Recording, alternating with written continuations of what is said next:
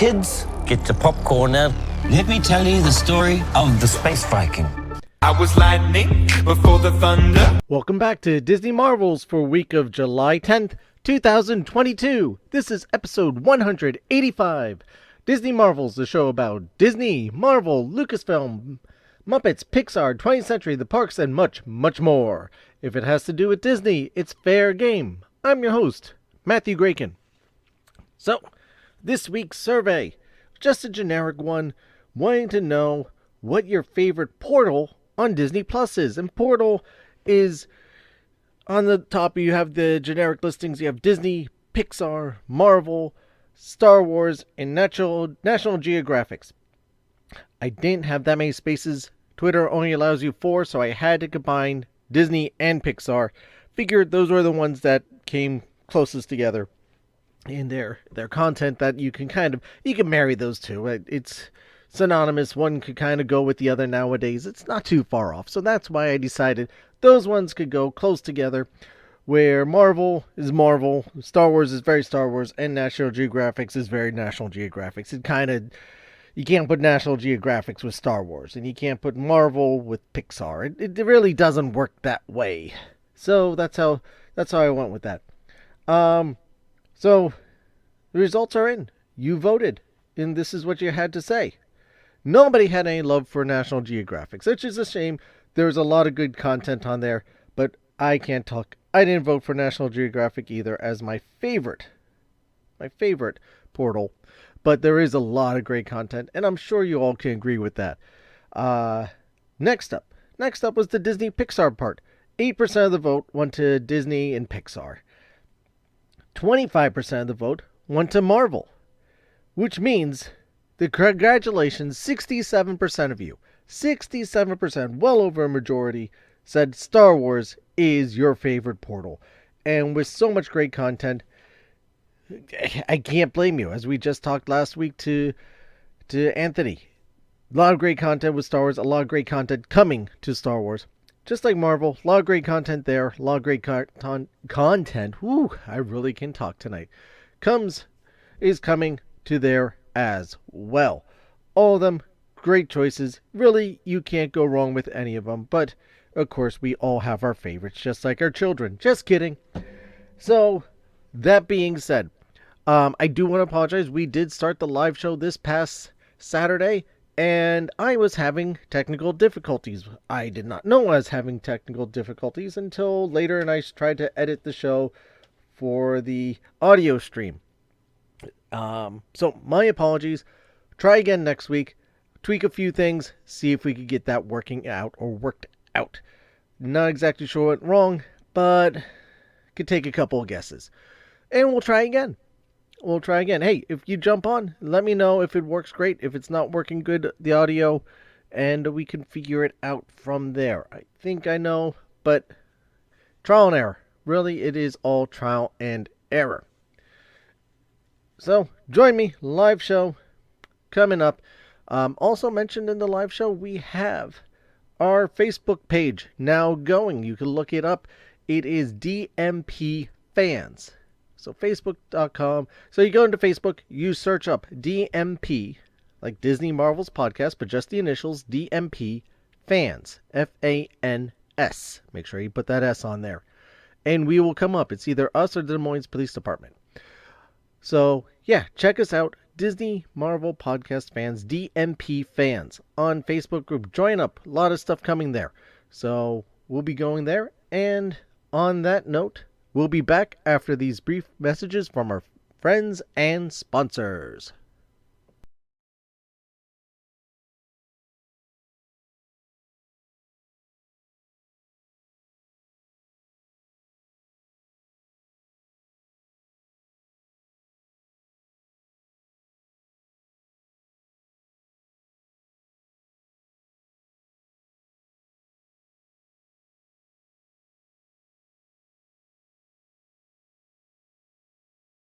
And now, on with the show.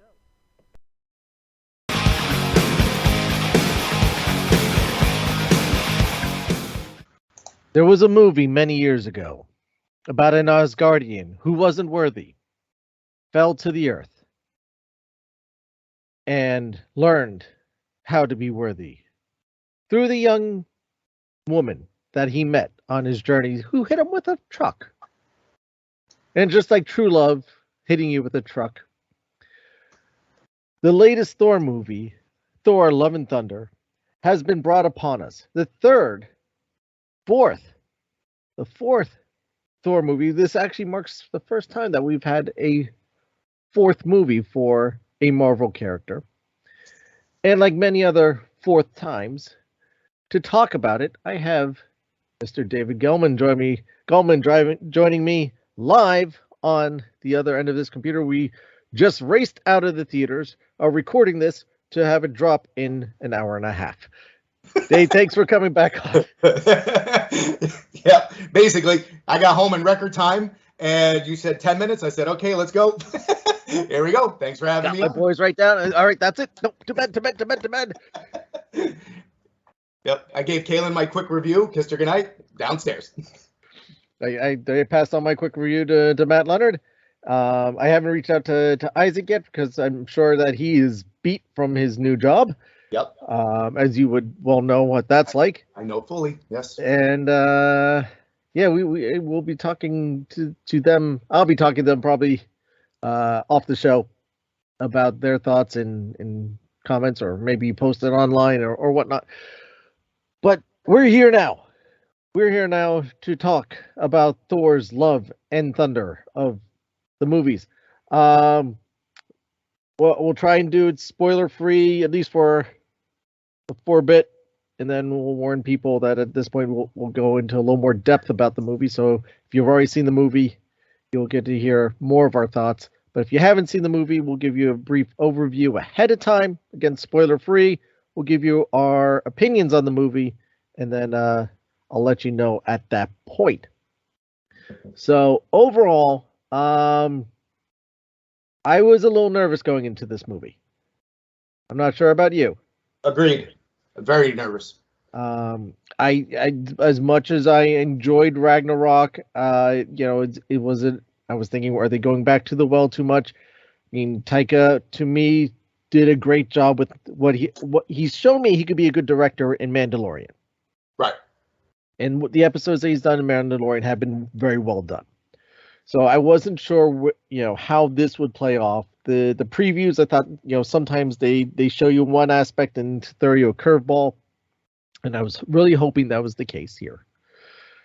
Character of Jane Foster, bringing her back as this time they said Mighty Thor. That's what they called her in the comics. I forgot the name. I have it. I had it right by me. I was actually reading it today. But the female Thor character, mm-hmm. And they do stick true to that character's arc from the comics. So I was happy about that. But I do have some issues with the movie, which I hate when I have to say that about a Marvel movie because they've been doing so well. But you're now up to 30-something movies and shows. Not everyone's going to be a shining example. No, it's hard to keep up that success. Yeah, it is. So overall, I not to put too fine of a point on it, but I guess I wanted more from it. What do you think? Yeah, what I wanted from this was to continue a storyline or build us to some direction of where they're going with the MCU. You know what I mean? Because it seems like these movies that are coming out now are just little movies here, little movies here. We're not built like, okay, with the Iron Man and all those that built up to the Infinity War, you know what I mean? And Endgame. It just seems like they're sputtering and they're just throwing out these movies. This did not, for me, continue on a story to where I want to see more of. I don't know if that makes any sense. No, it does. But the argument there is that the initial phase 1 movies, and even at some point phase 2, but mostly phase 1, that was the case as well. True, but as they went on, as these movies started coming on, it started introducing more and more that led up to, and They know started putting more nuggets in. right. And in some aspects, do we know if we're seeing things, nuggets or not? And I'll bring up some points later on. Yeah. Yeah, so it's hard to say without having that hindsight. Are we getting that type of stuff without knowing it? Or are we just getting a lot of standalone stuff that at some point will merge? Right. And we'll go, oh, wait, now I get it. Okay. They did have a grand scheme. They just didn't make it that obvious. No. Favorite character? Did you have a favorite character? This may come as a shock. I did like Natalie Portman. She was good in it. You know, because I've been a harsh critic of hers in the past with the Star Wars stuff as Padme. Sure. But she did not bother me in this one. Because her character was more, she's battling stuff and whatever, but she wasn't involved in all that slapsticky, I'm going to hit you over the head comedy. So her character didn't kill me, like where I was like, oh my God, what are we doing here? No, she is very much the serious character, which is what I hoped out of that character, and we got it. So I was very thankful for that. Yes. So I liked what she put into the character. My wife didn't, but she doesn't like Portman at all. Right. I've gone back and forth with her. There's a lot of things that she's done that I really liked her in. Right. And then there's some stuff that I don't care for as much. So, like The Professional, Black Swan. I really liked her in those two movies. Right. The Star Wars ones, I don't hate her in it, but it's not, for me, her shining examples. Yeah. Yeah. Again, I go back to Black Swan, which she won an Oscar for. The Professional, which was her first movie that I still love that movie. Oh, The Professional is awesome. Yeah. Yeah.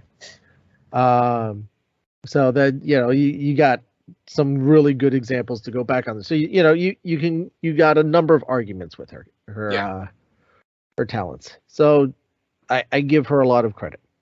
Yeah. Cause I remember when the trailer first came out, I remember saying, who is that? And you're like, no, that's Natalie Portman. I'm like, what? Oh God. But she pulled it off for me. No, yeah, she did. She really worked hard at this. This was something that she wanted to get back into it. I'm sure they backed up a nice sized truck. And they could have done a lot of digital effects. Right. They did, but not in the way that people were probably initially thinking. She bulked up. She had a personal trainer. Both Chris Hemsworth and Tessa Thompson kind of supported her and to help direct her on how to prepare yourself for this. It's not just a matter of lifting weights. Right. It's lifting weights, it's eating right, it's routine, it's this and that, and she stuck by it.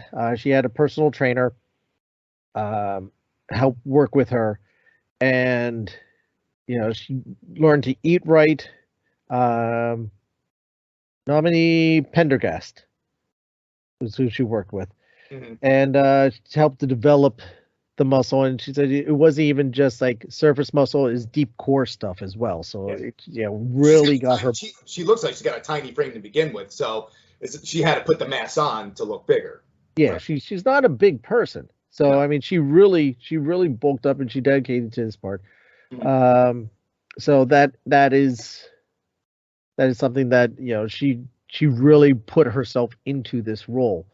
This article that I read from the USA Today, USA Today, Tuesday, July 5th edition, where they have an interview with Portman and Tessa, talking about getting ready for these roles. And Tessa said, she let herself go during the COVID and stuff, so she had a lot of work to do to get herself back to this role, because COVID, a lot of people were eating a lot more than they should have, or not necessarily the best things.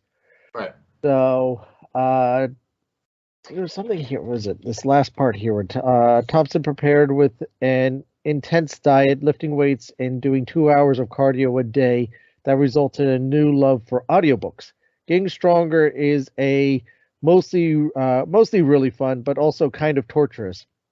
But at least we all can complain about it together. It feels like superheroes summer camp.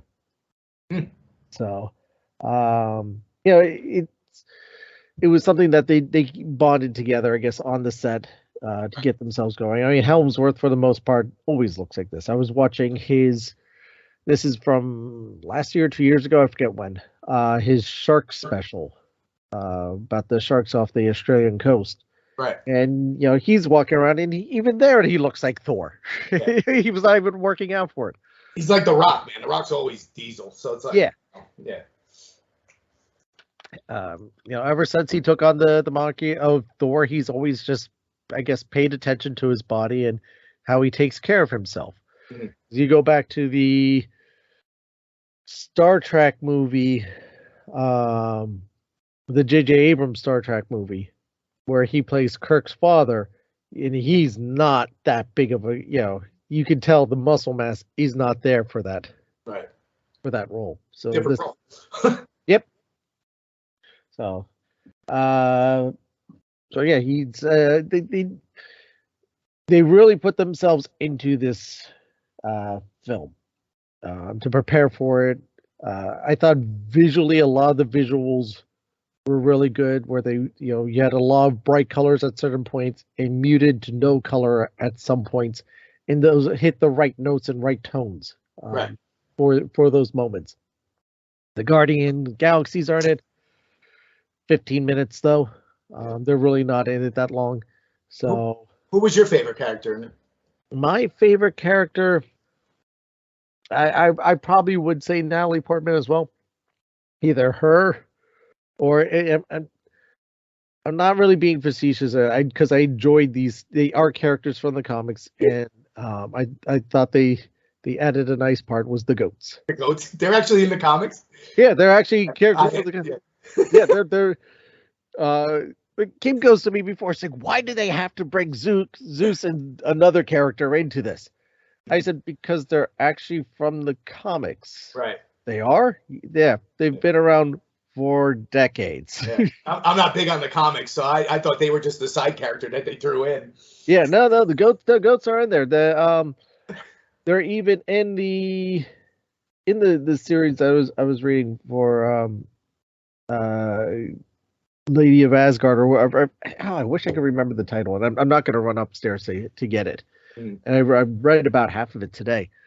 I think they were in that too. Where Thor, since Thor becomes in the comic, Thor becomes unworthy.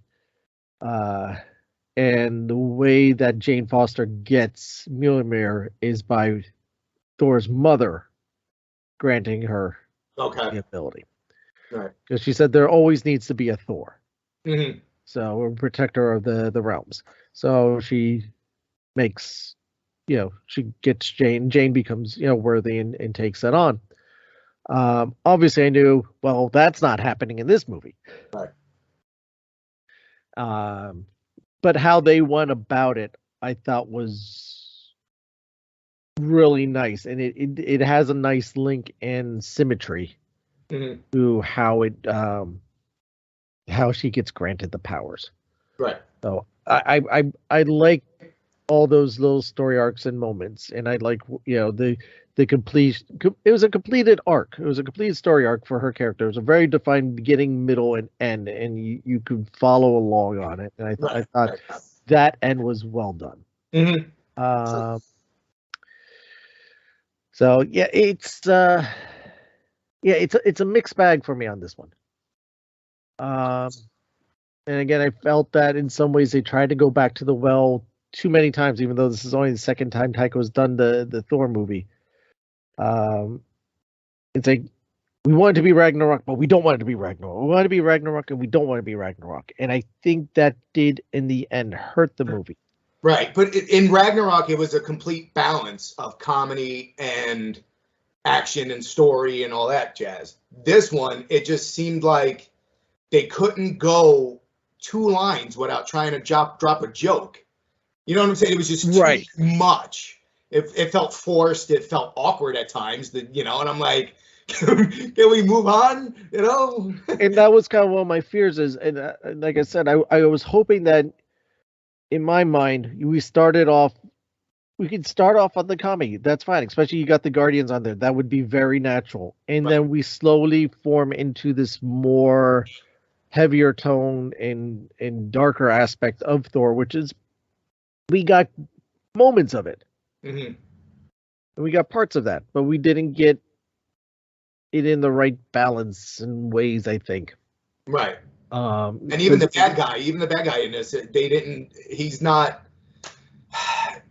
that ominous in there. He's not like, oh my God, this guy's a real, evil guy. I'm gonna fear him. Right. And they didn't, and he wasn't balanced in the movie enough for me. You know what I mean? You got caught up with what's going on with Jane and Thor, and they kept, you know what I mean? They kept I feel we didn't get enough of the bad guy. Like the parts that we got were good.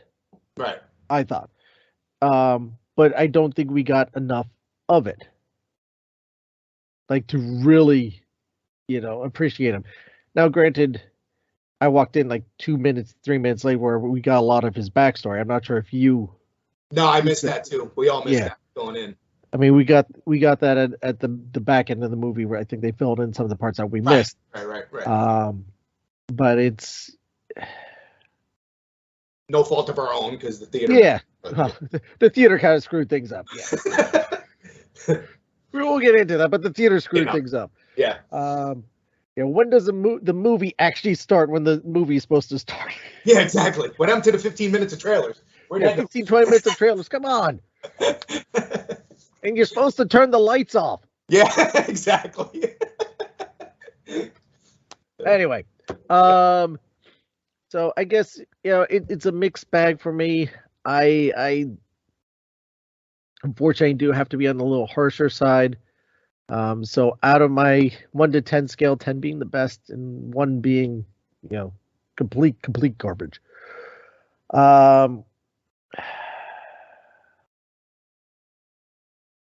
This was tough for me because I still put, for my personal ranking, Black Widow is still down there. What did you give Black Widow? I forgot. 5. A 5. And I'm giving this one a 5. Okay. But I actually enjoyed it a little more than Black Widow, so I'd give it like a 5.2 or something like that. Because I wouldn't mind going back and watching this again. Black Widow, I still have to kind of like, will I go back and watch it? At some point I'll go back and watch it, but I think I would enjoy this more because at least I feel like everyone from the cast wanted to be there. Right. Well, Black Widow is kind of like you watched it, that's it. You know what I mean? Yeah. There's really no rewatchable I don't value in it. No, yeah. I saw it. I know what happens. Right. I really don't need to go back and see it again. Right. Because as far as if I want to see I'm blanking on the character's name, but the sister who takes over. Right. Yeah. I'll just watch Hawkeye. Right. Exactly. Which I enjoyed substantially more. Yeah, which was really good. Yes. So, I want to see that, I see those characters. I'll just go watch them, they're now appeared elsewhere. Where this one, there's, to see the Jane Foster storyline over again, to see some of the other characters and what's going on. And I know there's things that play off on other movies that we've seen that are in this movie. So to see that stuff again, and it may pan out. Mm-hmm. So there's possibly Black Widow is itself. And we just get the one character that plays out from there. Wherever this one, I think we're going to get again more out of. Thor's still going to be around, but Yeah, I would rewatch it again just to see if I could change my opinion of it. Yelena, that's it. Yelena, that's it. Yeah. No, I would rewatch this one just to see if I missed something or if my opinion changes of it. Like I did with The Last Jedi. I couldn't stand that, but when it came out, I rewatched it and I said, "Nah, I still don't like it." See, in Last Jedi, like I said, to me, that's got these. If anything, I watch it for the lightsaber scene. Yes, exactly. But yeah. So, and I'll tell you some of the moments that I think you missed in a moment. So, out of 10, what would you give this? See, because I was struggling hard with this, and because I liked Black Widow obviously better than you. I wouldn't put that one up in the top of the echelons, but I did enjoy that one. So this one for me is like a 4, solid. Okay. 4. Yeah. There was stuff I did like, so I can't give it lower than that. But just overall, it was bad.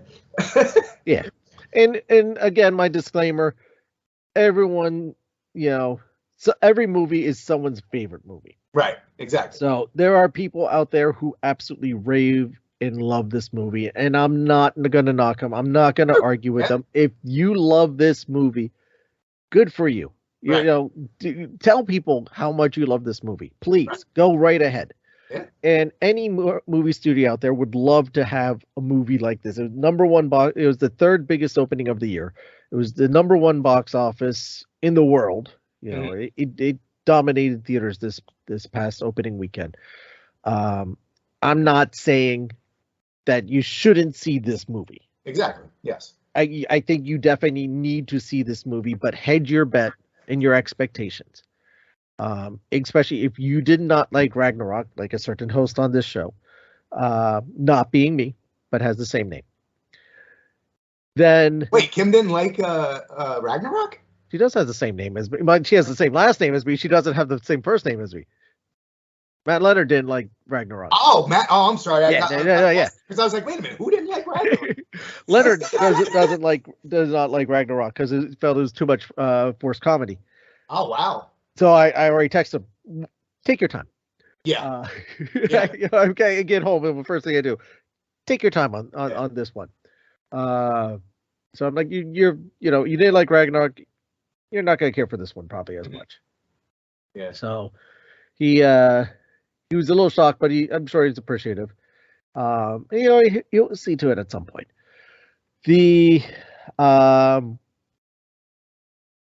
But yeah, get to it. Just don't go into expecting it to be the best Thor movie. And sometimes if you lower your expectations going in, you enjoy the movie more. Yes. That can happen. Yeah, the different opinion thing, that's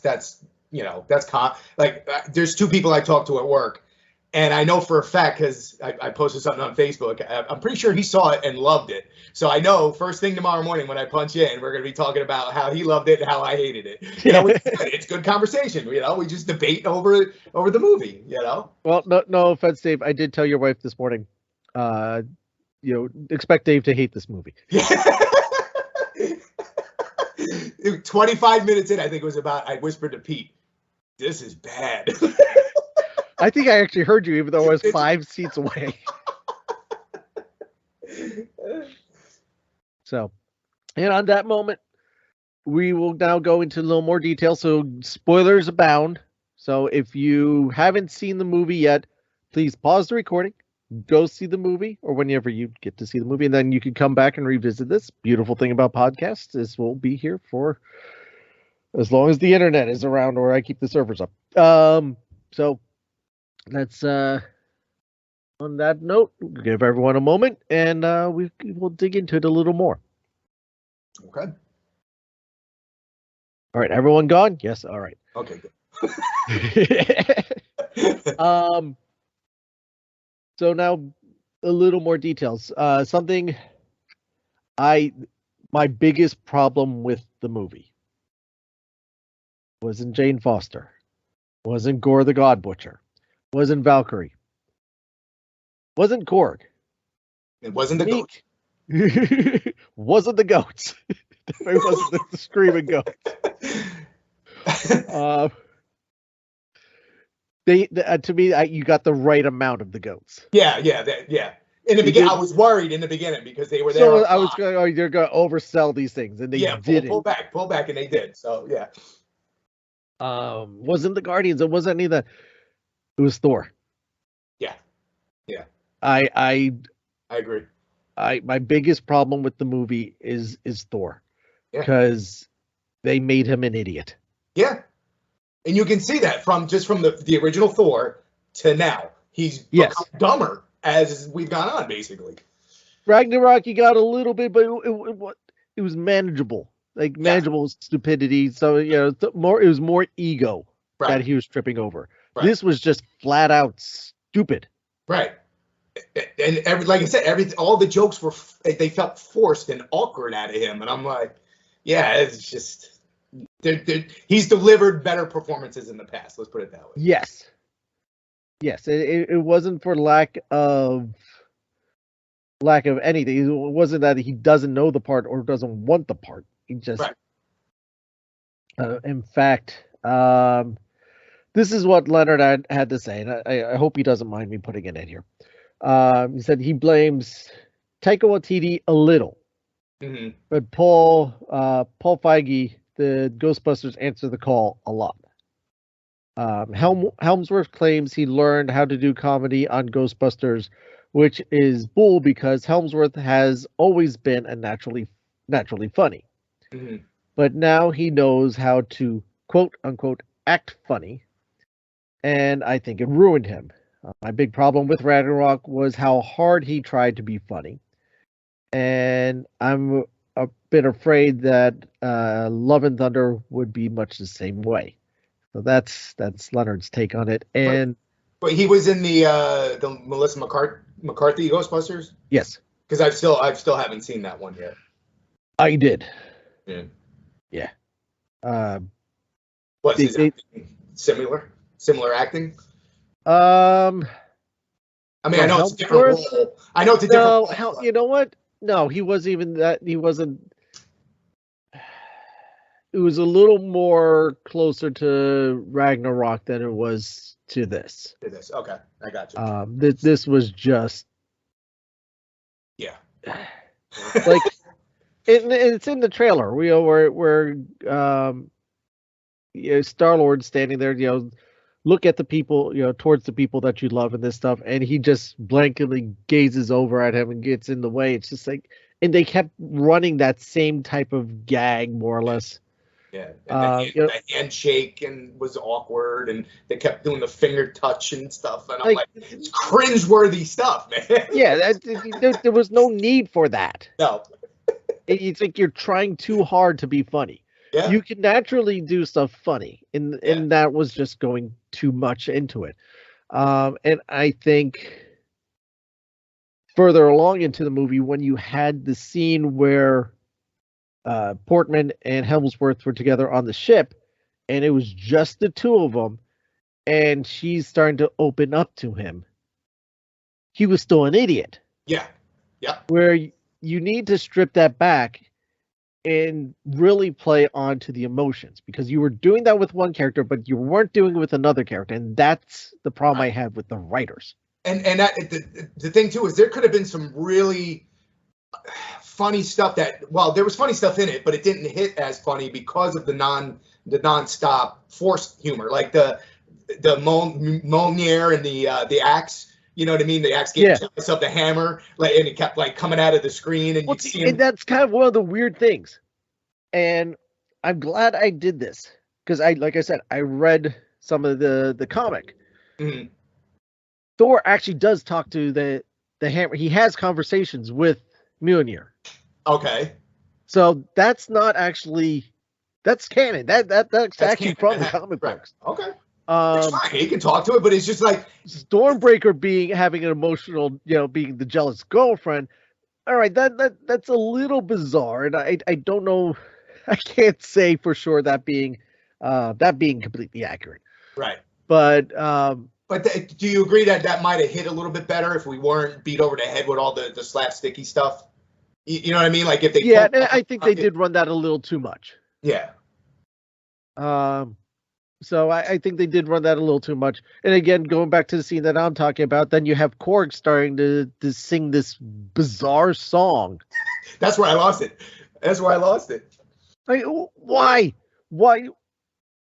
I was laughing so hard I had to put my head in my shirt, and I had tears. You ask your wife. I had tears because it was just so silly. I'm like, what are we doing? And I just couldn't stop laughing. But not in a good way. Not in a good way, no. I'm like, well, why? And it was funny. The Guardians, like, they're one of my favorite. 1 and 2 were awesome. They're one of my favorite character groups in the Marvel universe. I couldn't wait for them to get out of the movie. Like, I wanted them gone because I didn't want this movie to ruin them for me. You know what I mean? Right. They really served very little purpose. No purpose, yeah. I understand why they're in it because the last place we saw Thor was with them, right? Right. So okay, you naturally have to lead off with them and take them out of the picture, which they did, and I was okay with how they kind of went about that more or less. Right. So you continue the strange relationship between the Chris's, between Pratt and Hemsworth's characters. And I think it played out fine. Their characters pretty much all stayed true to their characters. Yeah. Which was fine. That's why I was like, they stay true. Okay, exit. Next. Yeah. So that's that was fine. I was a little nervous about that, but no, they didn't overstay their welcome. Mm-hmm. So okay, that's fine. I didn't realize. I've watched all the Guardians movies. I never realized that the one Ravager was James's brother. Oh, I didn't know that. Yeah. that Ravager, that's Sean Gunn, James Gunn's brother. Really? The one that married the alien or something? Yeah. You can't go around marrying people.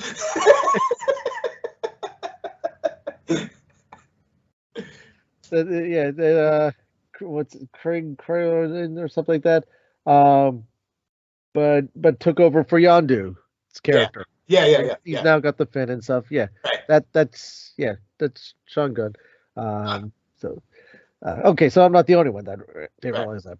Yeah, but you kind of brought everybody. Karen Gillian's back as Nebula. So everybody's there that needs to be there. Right. And their interaction, their characters are the same. Groot's grown up a little bit more. Mm-hmm. So that was fine. And so I didn't mind their parts, and they left, I think, a little fast, but in enough time. It was, for me, that was okay for them leaving. Yeah. They got little interactions with the goats. Yeah. We'll serve them for meat. And meat people. That's when the goats finally shut up. Yeah. They're like, what? Yes, it was interesting. The it was Helmsworth's portrayal. I think there's only one point where I think he was fine. He was actually the Thor character. Is when they went onto that moon, and I think that was the best part of the movie, where you really got the serious, the darker tone. They dropped the comedy almost completely at that point. Right. They even they put everything into black and white, so you just had that creepier feel, that horror feel, the way that was lit, the way it was done. I think to me that was brilliant. Even just how you got to that point with the goats crashing into the moon. I was fine with that. It was the punchline. Yeah. And they moved forward, and it really got the serious, the darker tones that I wanted more from that movie Yes. to have, because whenever you have a character like Gore the God Butcher, and you have a character who is suffering from cancer, and you have all this other stuff building, those are dark tones. Right. And in some ways, especially with comic books, I think some people don't realize this about comic books or just don't believe it. But you can get some lighthearted stuff in comic books. You get some funny stuff. But a lot of comic books get really dark and really political, very heavy storylines to them.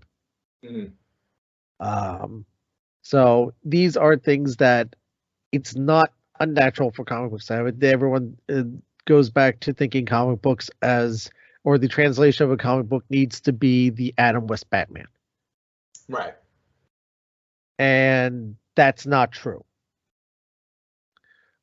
So that this is kind of, I want Marvel to get more into these tones, and I don't know if they were afraid because of the perception of Doctor Strange 2 on how dark that was to be, or was shaping up to be at that point when this was being shot.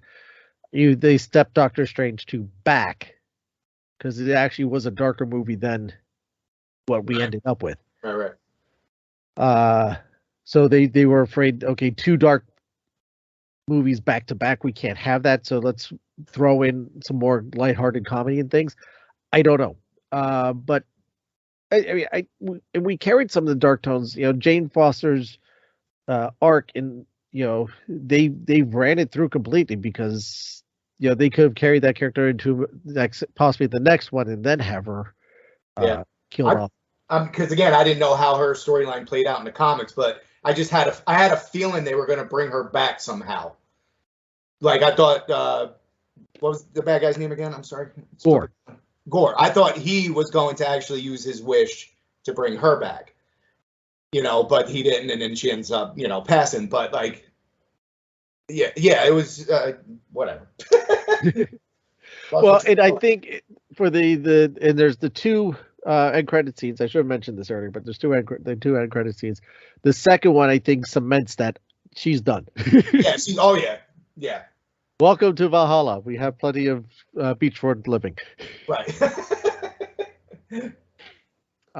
So I think that was a nice touch, and it's but again, it cements this character is now run her course. She's done.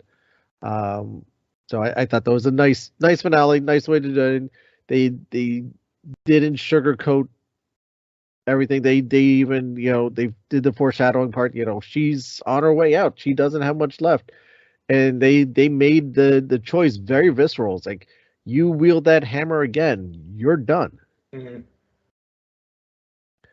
Which I thought was again another part of where Helmsworth was actually trying not to be funny. He was you could tell that he was concerned for for her. Right. That was the only time we got that, though. Right. You know what I mean? You didn't get enough of that. Yeah. They were harping on how he's still trying to get over this relationship, and how this how when they split apart, that it really hurt him. And kind of made him just back away from people.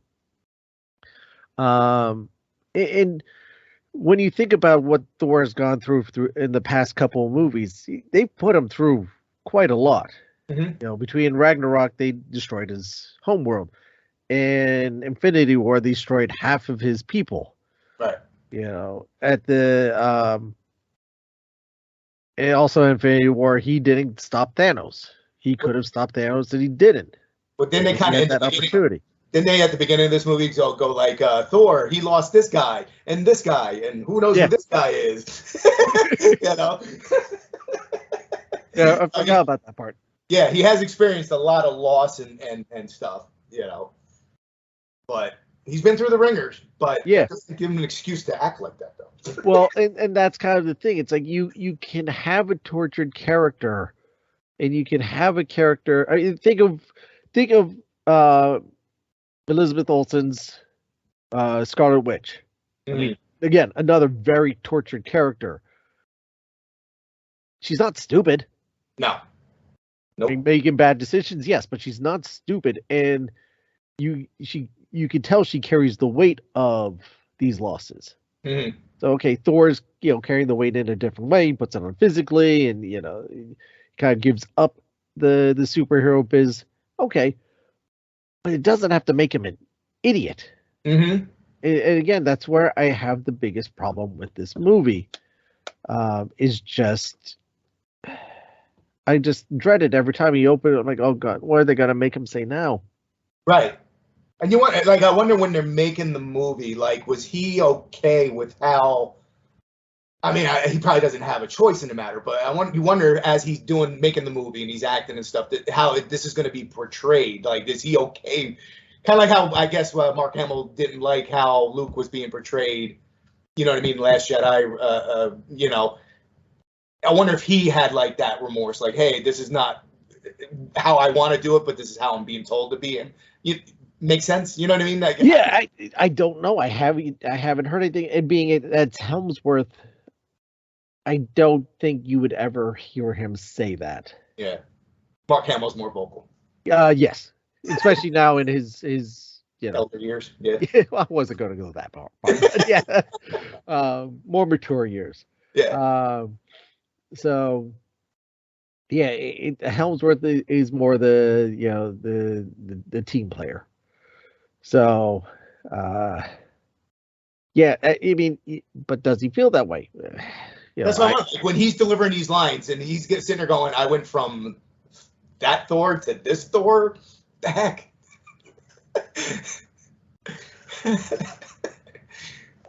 Yeah, I don't know. He can't call time out and audible. Hey, listen, can we change a little bit here? Yeah, can we do? Something he could just got so wrapped up in, what was going on, the fun of it, that you just sometimes don't realize. Yeah. I mean, I couldn't tell, but you brought up COVID before. Do you think this movie suffered from any COVID related things?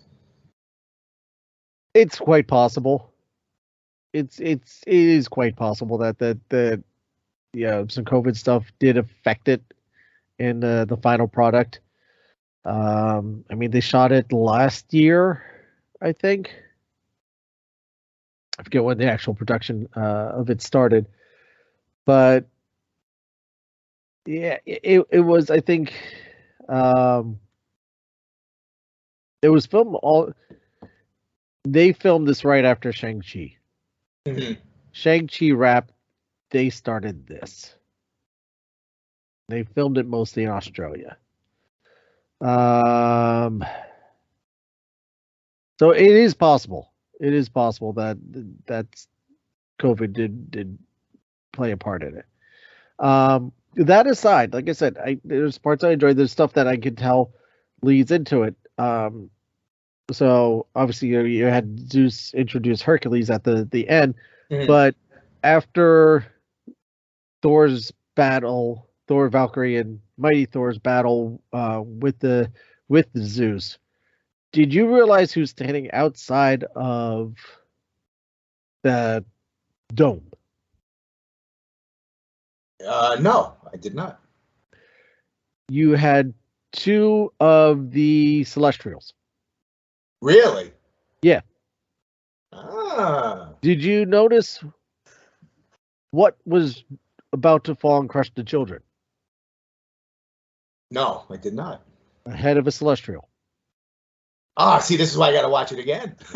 So they're tying the Eternals in. Okay. So this is what I'm saying, that there are things in this that are part of the grander scheme. Because if you go to, this is no secret that on the Guardians of the Galaxy ride in Epcot, that what you're chasing is a Celestial. Oh. So these are becoming, and I hate to use the term big, but important characters to the MCU universe. And they're popping up and all over the place now. So you're already starting to get that connective tissue from, Eternals, now in Thor, in the Guardians attraction. So these things are starting to spread out. The assumption is Fantastic Four when that comes out. There's, Galactus is a very possible character, even though we had Howard Stern talking something about Doctor Doom. But who knows about that one? So so I noticed those. I want to say that even the I forget the name of the character at the end that Gore was trying to get to.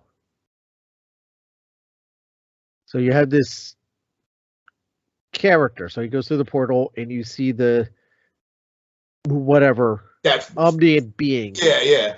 That he's trying to get to. Was very reminiscent of a Watcher. Yes. Okay. Yes. So again, I wasn't 100% sure what the heck that thing was, but okay. With the transparency into the galaxy and everything, right. there was a very faint but a face there. So, you have a lot of these other elements coming into this movie that are from other things, and so there's a lot actually in this movie. But if you don't know to look for them or you're not looking for them, very good chance you won't see them. Right. Yeah, chances I wasn't gonna see it because again I was just like trying to get through it, so I really wasn't paying all the attention to probably everything I should have. You know what I mean? Was Zeus wearing a tutu? Yes, he was. See, and strangely enough, I was actually okay with that. King goes, we should not have that whole. We should have eliminated that whole section. I said, well, they could have done it better. I understand why they had it there. Right. I understand the point, but it, again, could have been done better. I think. But the way that Zeus was portrayed as, he's just living in the glory of himself and has moved on from caring about anything else. It's just all it's all pomp and circumstance. Yeah, it is pure all pomp and circumstance, and every way that he portrays that, from the lightning bolt to the way he talks to the his movements, everything is pomp and circumstance. Well, and that's I think that was fine. It was just funny seeing Russell Crowe doing doing that. Which is one of Pete's favorite actors of all times. Yep. From Gladiator. And he didn't say anything about I didn't get a whisper about Russell Crowe. I'm surprised. I meant to. I was expecting something further, but yeah. I am Gladiator. Now, for a future Thor movie, obviously they left it with Hercules. Is Hercules enough to make a quality movie with Thor? You know what I mean? They're gonna. I don't think so. There's got to be something else. I honestly don't know. Hercules ends up being a good guy, right? But so I'm assuming Thor's not going to have to kill him. No, I mean it's the movie. You can team up, end up teaming up against somebody. But they do at some point. So Hercules' allies are Amadeus, Cho, Hulk, and Thor. So Hercules is the son of Zeus, king of the gods of Olympus. He is known as the Prince of Power and is very fond of fighting, believing it to be a gift to fight both allies and enemies. When the Hulk declares war on the world, Hercules is the first side with him before realizing that Hulk was hell-bent on destruction. He nearly died trying to stop the Hulk, and since then has adventured with Amadeus Cho, who's the Hulkling. Both of them have joined Hank Pym's Avengers. Hercules once pretended to be Thor to fool the evil Dark Elves. His plan was misfired when he accidentally ended up marrying their queen. I can't even pronounce that name.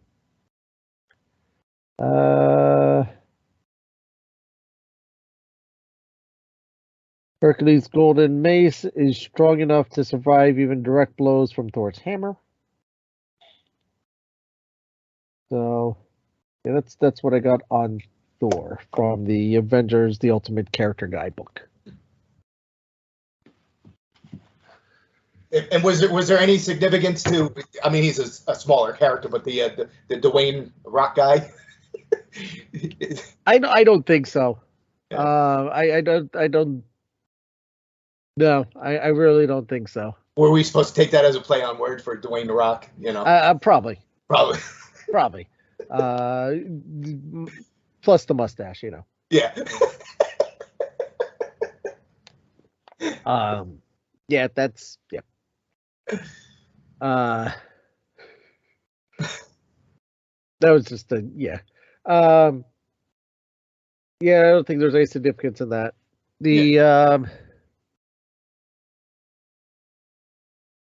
Yeah, other than that, I'm trying to think what else to take from the movie. I don't think there's really much else. I mean, No. we saw the trailer. We were both skeptical because of it just looked like it was going to be, you know, the slapsticky kind of movie, and unfortunately, that's what we got as soon as it started. So it didn't sway our fears. It confirmed them. Well, it wasn't as soon as it started because the beginning part was, you know, great backstory, okay. Right. which was very gruesome. Right. Part, but then you just shifted gears completely and go into the slapstick and relied heavily on Guns N' Roses throughout the whole thing. Yeah, you noticed. Even to the point that the Hemel's son changes. Oh, I want to be Axel, like the guy from the band, and I'm like, okay, maybe that was part of the contract. Anybody from Guns N' Roses in the movie? Not that I saw. It doesn't mean that they didn't show up. Yeah. Maybe Slash was the guy at the end. I mean, who knows? Could be. Who knows? Yeah, no, but I mean, at least it gives me, you know, a reason to put Guns N' Roses as the musical clips for the show. Yeah. It would be fitting. Yeah, absolutely.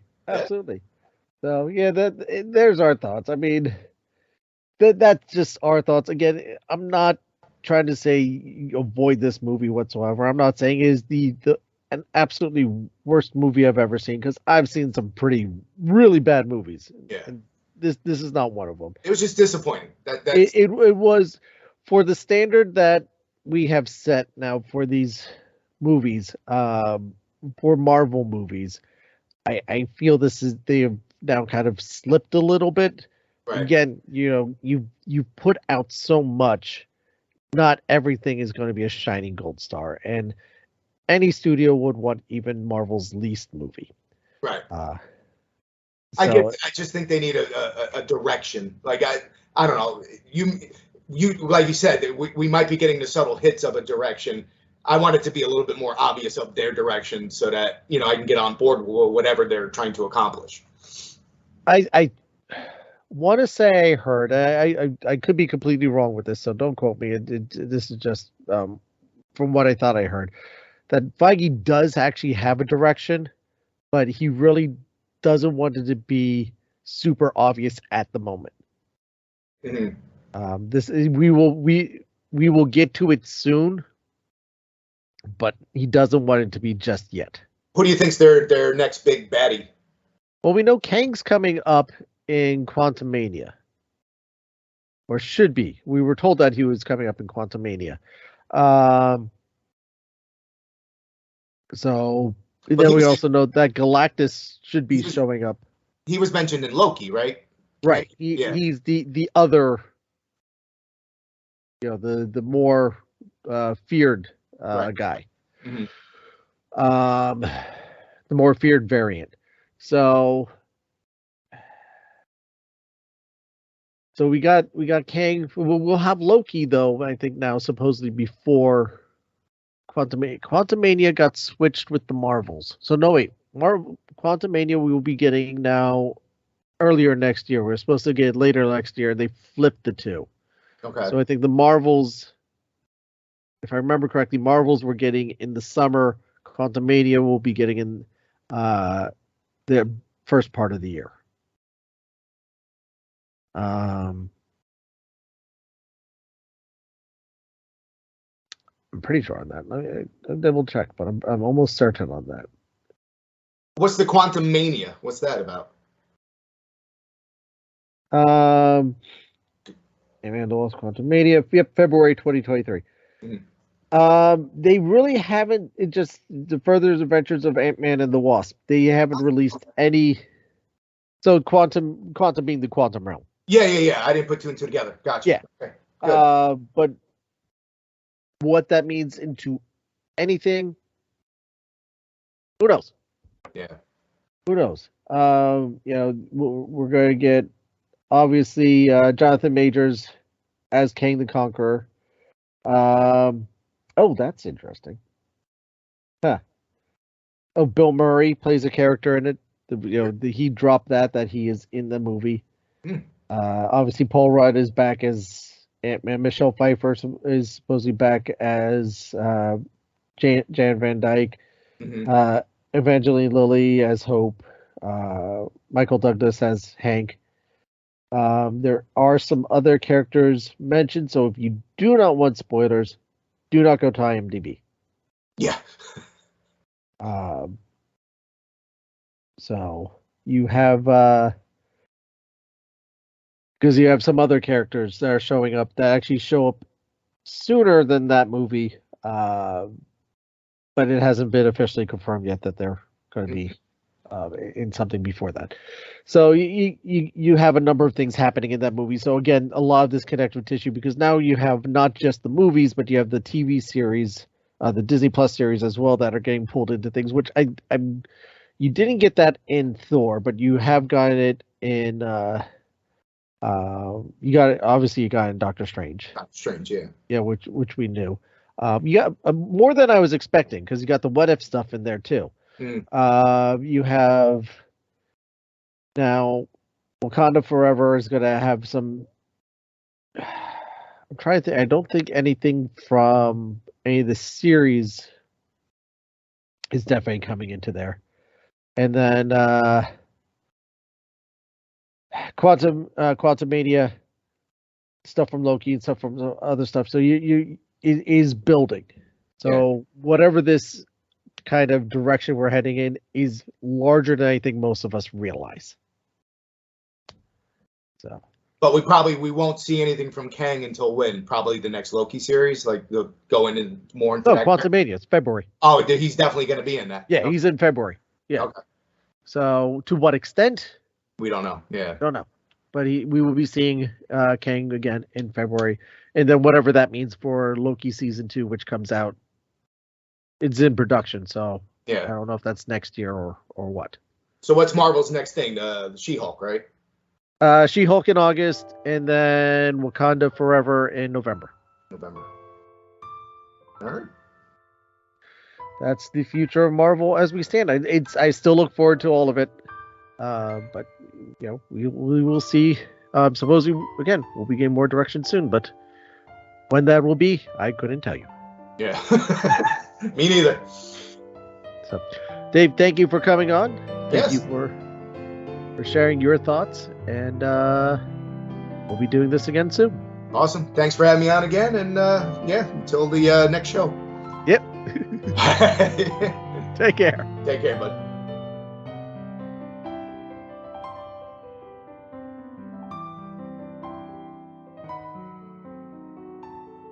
Thank you again for joining in on our discussion about Thor, Love and Thunder.